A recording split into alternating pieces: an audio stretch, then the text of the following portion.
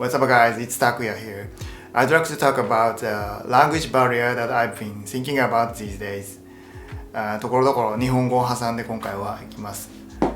I'm a Japanese living in Japan and speak English as my second language. I've been publishing content in both Japanese and English in order to attract people for the marketing of my app.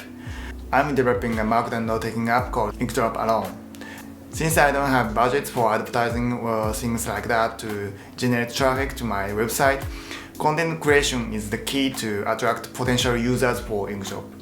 As you may know, I've been posting videos both in English and Japanese separately on this channel. I decided to focus on English content. Let me explain why. 結論だけ日本語で言わせていただきますと、今後この YouTube のチャンネルは基本的には英語で投稿することにします。日本語はこれまで別々で投稿してきたんですけど、字幕をつけるのも結構大変だし、後でその英語で説明するんですけど、いろいろな理由があって英語で集中することにします。これまで日本語の動画を楽しみにしてくださっていた方々には申し訳ないんですけれども、英語の勉強にもなると思うんで、これからももし良ければ見てくだされば幸いです。というわけで、今後ともよろしくお願いします。Recently, someone told me that it might be not good for YouTube algorithm. He said, "Did you consider creating a separate English and Japanese channels? I watch your English video, then on my homepage, YouTube recommends me your Japanese video, which I don't watch. Then YouTube runs to not recommend me your videos at all."So that is not good. I've been trying to gain more reputation from YouTube by posting in both languages, but it looks like making an opposite effect. It affects the click-through rate of my videos badly, and I guess the same is happening to my Japanese audience.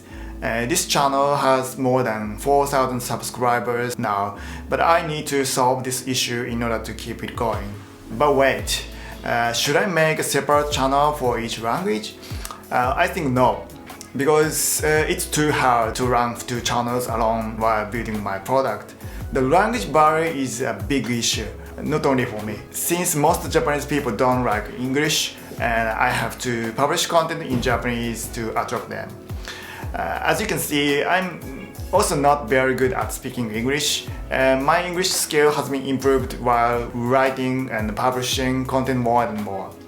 In the early days, I had been writing blog posts in Japanese first and then translating them into English. It was not efficient because when I speak Japanese, my expressions tend to be complicated. It was hard to translate into English.Since I got used to English, I started articles in English first and translating them into Japanese. It works very well for a while. As I got used to English, I started using more English phrases, which in turn took time to translate to Japanese. As for making YouTube videos, I got more things to do for providing in two languages.I have to record voiceovers in another language, edit them, and also have to translate captions. That has been taking a whole day in the worst case. Subtitles would not work well for videos like terminal workflow tutorials because they make content hard to see. Spending a lot of time on translation is not fun to do for me. It affected my motivation when I create new content. But if I've stopped publishing content in Japanese, I lose my Japanese audience, of course. Even if I lost them, I still have a reason to focus on English content. In the first place, Inkdrop is only in English because it doesn't need to be in Japanese at all. If I built it only in Japanese, I could have only got Japanese customers, which would be a poor strategy for such a niche product.I was terribly concerned about staying in Japan's industry because Japan's population is in rapid decline. In 2020, more than 500,000 people have been decreased in Japan. Therefore, you can easily imagine that Japanese markets also shrink gradually. Surprisingly, Japan placed 24th out of the top 35 countries on average wages, according to the report by OECD.It's getting worse year by year. So I couldn't think of as rational to stay inside the Japanese market It's just like giving a big handicap to myself.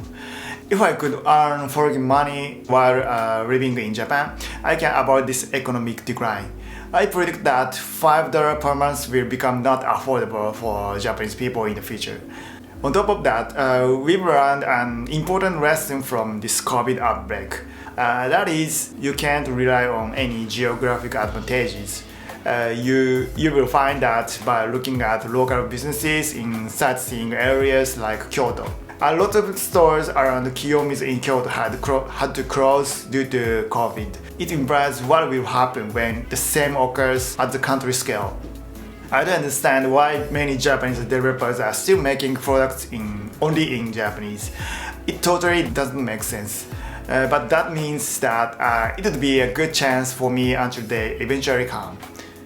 By publishing content in English, I can connect with people around the world, which is awesome. That's so inspirational to talk with people with different cultures and backgrounds. Recently, I gave a talk at a virtual conference called John Launch Asia. Like me, the speakers and the audience are basically not native English speakers. In fact, I was the worst English speaker at the conference. But they were keen to learn from each other to make a successful product in English. It was amazing. I found that there are a lot of people who try to break the language barrier around the world. I think it's possible without living in the United States or other countries. Those solo developer communities have chaos with a lot of possibilities, and I'd love to connect with them. That's the big reason why I rather publish content in English than Japanese. The Japanese community is very comfortable for me because they share the same background and culture. It's so scary to get out of there because it means that I lose most of the Japanese audience that I built over the years. And I gave a poll to ask them if they need Japanese content and found that a lot of people need them. But I guess it's time to get out of my comfort zone to focus on growing my audience outside Japan. Thank you for watching this video. I hope it's helpful for your solo development. And if you like it, please hit the like button and subscribe this channel. See you in the next one. Peace.